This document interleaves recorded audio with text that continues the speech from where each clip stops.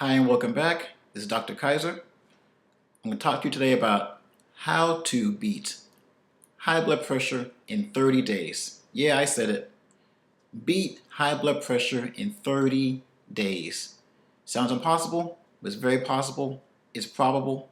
It's all about winning. We can do this. There's so many quotes about winning. Let's talk about a couple of them.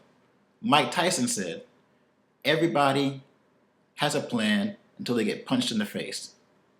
1 out of 3 people in the United States have high blood pressure, which means 1 out of 3 people get punched in the face on a daily basis. We need to stop this, okay?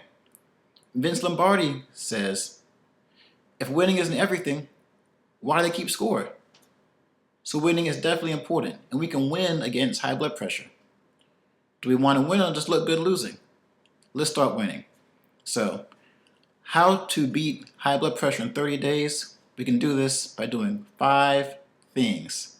This does not involve pills, does not involve supplements, does not involve other outlandish items. But if you're taking pills or medications, that's fine. Do this in addition to the medications. So, the 5-step plan is lower your sodium.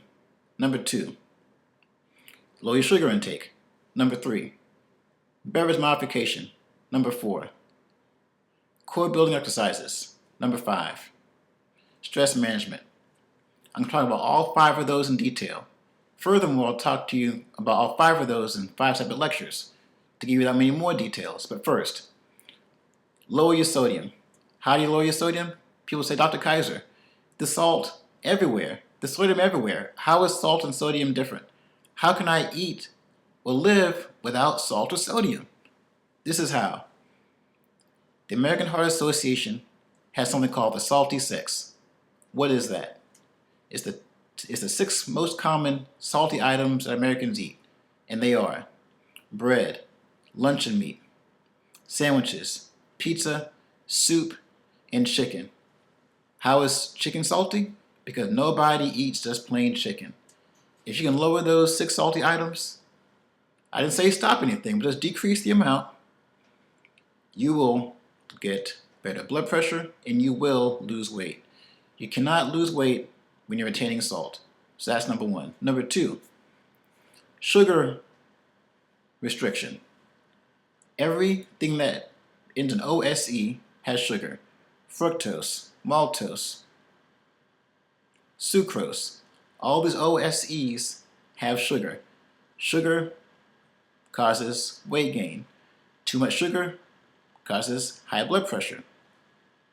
So you lower your sugar content, you lose weight, you also lower your blood pressure. Next, beverage modification. What does that mean? Does it mean drink more water, drink nothing but water? That's not what I'm talking about. I'm talking about drinking less of the bad and more of the good.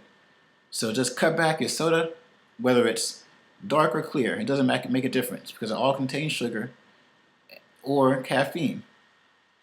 Too much of a good thing is definitely a bad thing. So cut back your soda, cut back your coffee.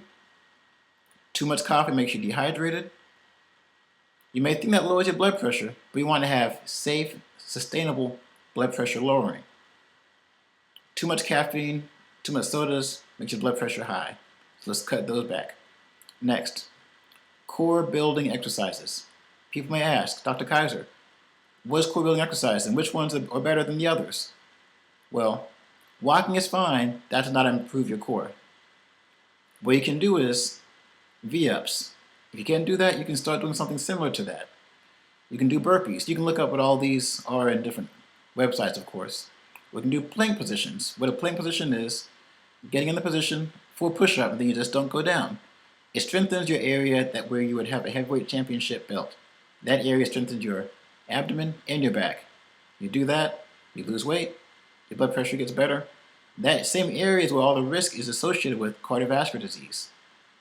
The area of abdominal obesity. Getting stronger legs and stronger arms does not reduce your cardiovascular risk. However, reducing abdominal size does decrease your cardiovascular risk. Last but not least is stress management. We all have stress. We need to cope better with our stress. Coping strategies. There is no stress pill. We can't get rid of stress. We can get rid of our coping strategies that make us worse. So what we can do, meditation. We can do yoga. We can get massages. Whatever relaxes us, we should do more of that as long as those are healthy ways to relax. So I'm going to talk about all 5 of those in 5 separate lectures to give you more details on all of those. But once again, to lower your blood pressure in 30 days, you should lower your sodium, you should lower your sugar intake, you should modify your beverage intake, you should do more core building exercises, and you should manage your stress better. We can do this. Do you want to win or look good losing? As Vince Lombardi has always said, winning is not a sometimes thing, it's an all the time thing. For those who don't know Vince Lombardi, he's a great football coach. You can always pick your winning quotes, but it's all about winning against high blood pressure and not losing.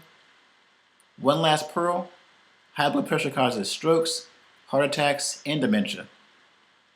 You'll be the last to know if you have dementia, so let's not go down that pathway. So let's do this. Have any questions?